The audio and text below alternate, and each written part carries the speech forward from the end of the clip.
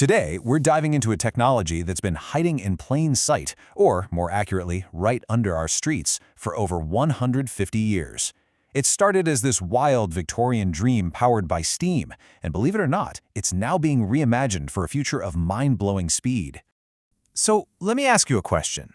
What could possibly connect a state-of-the-art hospital, the mail system from the 1800s, and Elon Musk? The answer is so simple, it's kind of brilliant. The pneumatic tube. All right, here's what we're going to cover. First, a blast from the past. Then we'll look at the Victorian dream to kill traffic jams. We'll uncover the city's hidden network, figure out why it almost vanished, and finally, see how it's making a huge comeback. Okay, let's start with that blast from the past.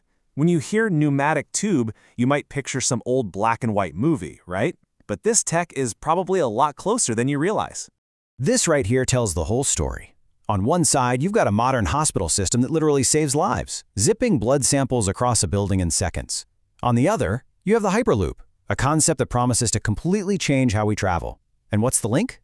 The exact same dead simple principle, using air to push something through a tube. So, how did this all even start?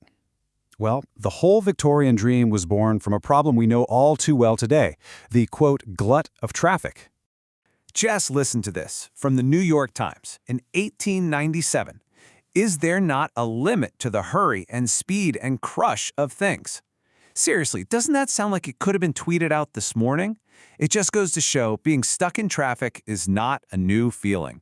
And back then, the problem was huge. I mean, get this. In Victorian London, some estimates said that a full quarter of all the wagons and carts on the road were just delivering mail and packages. The streets were absolutely choked. They needed a radical solution to get all that stuff off the surface. And that radical solution was pneumatic tube transport. At its heart, it's just a system that uses compressed air to push a canister or a partial vacuum to pull it. Simple, elegant, and for the 1800s, totally revolutionary. And man, did it catch on. It started in 1853, connecting the London Stock Exchange. By 1866, Paris was all in. New York built a prototype in 1870, and by 1897, the U.S. Post Office was running its own service. This wasn't some niche gadget, this was the high-tech logistics backbone of the 19th century. Which brings us to its golden age. We're talking about the city's hidden network, kind of like a ghost in the machine that kept everything moving. Take Paris, for example. Its pneumatic network grew to be over 400 kilometers long, cleverly hidden inside the city's famous sewer system. It was like a secret circulatory system, pumping the city's information, its lifeblood, silently under the feet of millions of people. And what was flying through this hidden web? Well, pretty much everything. Urgent telegrams, stock prices, top secret government papers, special express letters called petits bleus. But it also carried cash from stores to safes, factory blueprints, and one postal worker even admitted to sending his lunch through the tubes. Now here's the wild part. Because these tube systems didn't have to deal with traffic, a courier in a truck today can often take way longer to get a package across a big city than the pneumatic post did in the 1800s. Just let that sink in for a minute. And the ambition was huge, right from the very beginning. At the grand opening of London's system in 1865, the transport carrier was big enough to hold actual people.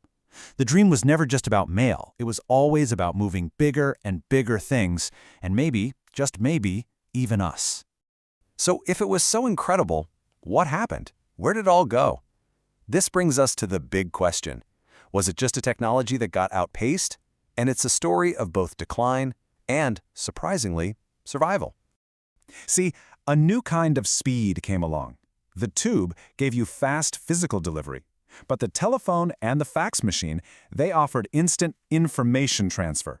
They couldn't send you a sandwich, but for sending just a message, they were way cheaper and, well, instantaneous.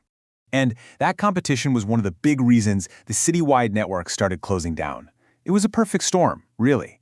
High costs to run them, constant blockages as the pipes got older, and of course the new tech. By 1953, the U.S. Post Office had had enough, calling it obsolete. Even Paris, the last great holdout, finally shut its system down in 1984.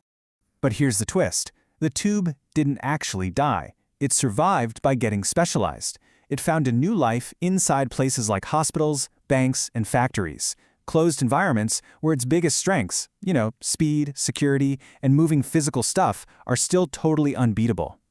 And that brings us full circle, right back to the tube of tomorrow. This is where that old Victorian dream comes roaring back to life in a big way. I mean, you can't deny the connection here. On the left, you see a drawing of an experimental pneumatic subway in New York from the 1870s. On the right, a sleek, modern render for a Hyperloop. It is the exact same dream, just reimagined with 21st century tech. So the Hyperloop, or vac train, is really the next evolution. But instead of just pushing with air, the idea is to create a near vacuum inside the tube and use magnetic levitation. Why? To get rid of almost all friction and air resistance, which lets you hit some frankly ridiculous speeds. And how fast are we talking? The target is over 1,000 kilometers per hour. That's basically the speed of a jet plane, but with the convenience of a train. But the tube's future isn't only about moving people super fast. Concepts like cargo cap are looking at automated underground freight systems. Their goal is to solve the very same problem the Victorians were tackling, getting all those delivery trucks off our packed city streets. Which brings us to this final thought. The tubes, oddly enough, aren't going anywhere. Think about it. From a Victorian fix for traffic to a critical tool in our hospitals and now a vision for the future of transport, this simple, powerful idea just keeps reinventing itself. It makes you wonder, what problem is it going to solve next?